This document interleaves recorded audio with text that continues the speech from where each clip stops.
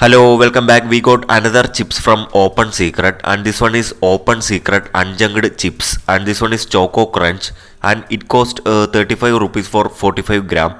Okay, let's check and review.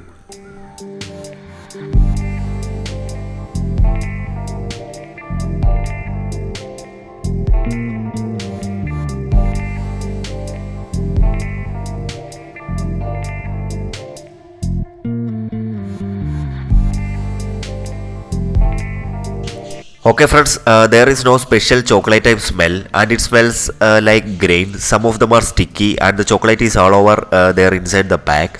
And the chocolate lines is there in the cracker, but it tastes like a choco paste.